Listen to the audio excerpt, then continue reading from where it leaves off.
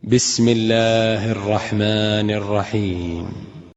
ويسألونك عن ذي القرنين قل سأتلو عليكم منه ذكرا إنا مكنا له في الأرض وآتيناه من كل شيء سببا فأتبع سببا حتى إذا بلغ مغرب الشمس وجدها تغرب في عين حمئة ووجد عنده قوما قلنا يا ذا القرنين إما أن تعذب وإما أن تتخذ فيهم حسنا قال أما من ظلم فسوف نعذبه ثم يرد إلى ربه فيعذبه عذابا نكرا وأما من آمن وعمل صالحا فله جزاء الحسنى وسنقول له من أمرنا يسرا ثم أتبع سببا حتى إذا بلغ مطلع الشمس وجدها تطلع على قوم لم نجعل لهم من دونها سترا كذلك وقد أحطنا بما لديه خبرا ثم أتبع سببا حتى إذا بلغ بين السدين وجد من دونهما قوما لا يكادون يفقهون قولا قالوا يا ذا القرنين إن يأجوج وماجوج مفسدون في الأرض فهل نجعل لك خرجا على أن تجعل بيننا وبينهم سدا قال ما مكنني فيه ربي خير فأعينوني بقوة أجعل بينكم وبينهم ردما آتوني زبر الحديد حتى إذا ساوى بين الصدفين قال انفخوا حتى إذا جعله نارا قال آتوني أفرغ عليه قطرا فما استطاعوا أن يظهروا وما استطاعوا له نقبا قال هذا رحمة من ربي فإذا جاء وعد ربي جعله دكاء وكان وعد ربي حقا.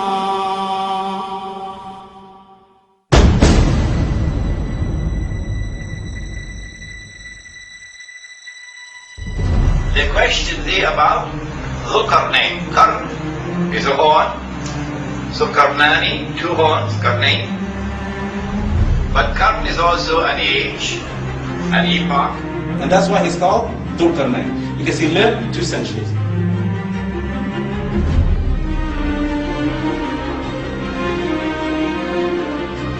The second description, Ibn Kathir gets into that. He had a head that was sticking out a little bit, so his nickname was the two-horned man. But Dhul Qarnain is someone blessed by Allah subhanahu wa ta'ala with irresistible power. The power to pursue any goal he wants to pursue. And therefore the equivalent of a superpower of all superpowers. The equivalent of a ruling state of the world. And the definition of a ruling state is that it can impose its will on any rival. This is Dhul Qarnain. So firstly, Dhul Qarnain referred in the Quran was a Muslim.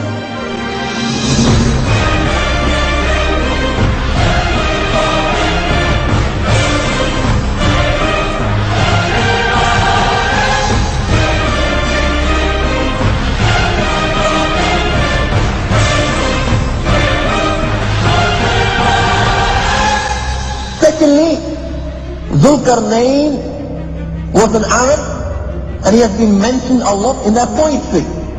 It is narrated that Dhul Qarnain, when he went for Hajj, he went walking. When Sayyidina Ibrahim a.s. heard that Dhul Qarnain was coming for Hajj, Sayyidina Ibrahim a.s. went to greet Dhul Qarnain.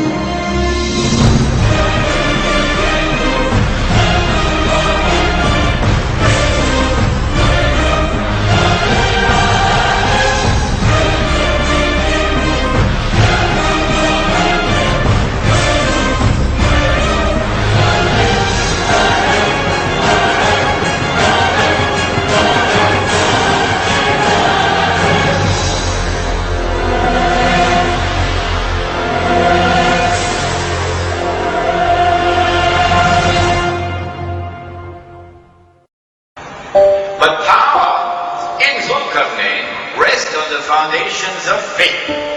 Faith, Iman, faith in Allah.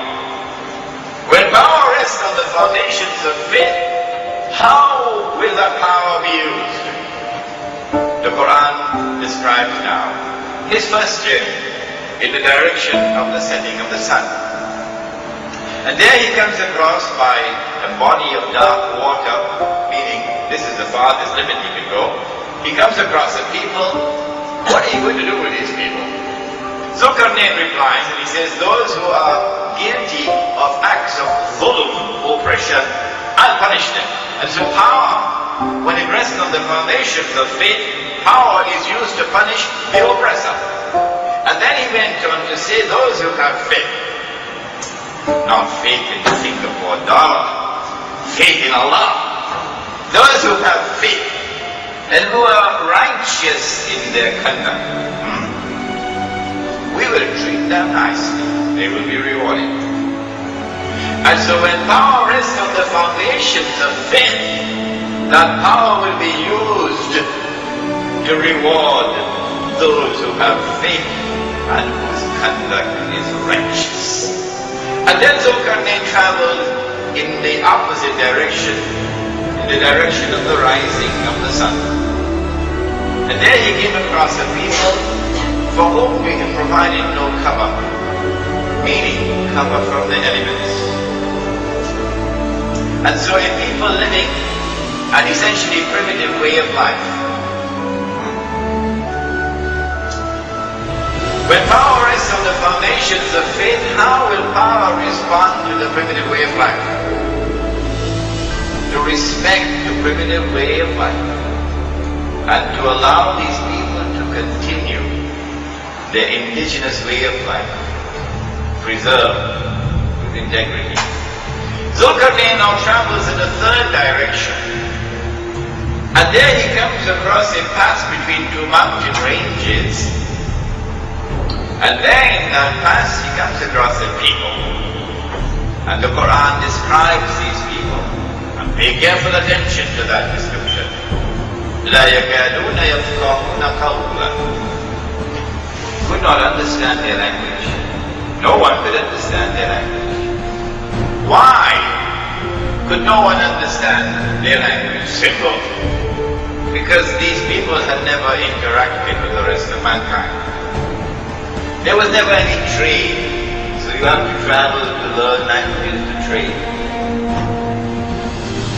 They had never walked on the stage of history like the Chinese civilization, like the Egyptian civilization, like ancient Babylon, like Africa, like Mexico.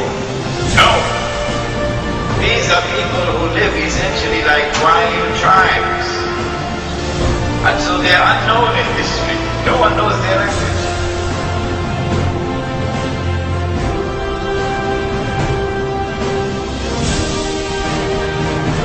Qarnain now has to employ interpreters to eventually get the job done so they can communicate. These people, when they can communicate with Qarnain, then informs him, إِنَّ يَأْجُوجَ وَمَأْجُوجَ مُفْسِدُونَ فِي الْأَرْضِ. O Qarnain, surely God and Magog are committing fasad. Fasad in our territory. And fasad, we told you yesterday, is to corrupt everything you touch. Can you help us? Can you build a barrier to protect us from Gog and Magog? Strange that they should ask for this request. We're prepared to pay you. Why don't they ask Qarnain, who is the ruling power in the world, just go in there and beat the living daylights out of them so they'll never dare to come back here? No! Can you build a barrier?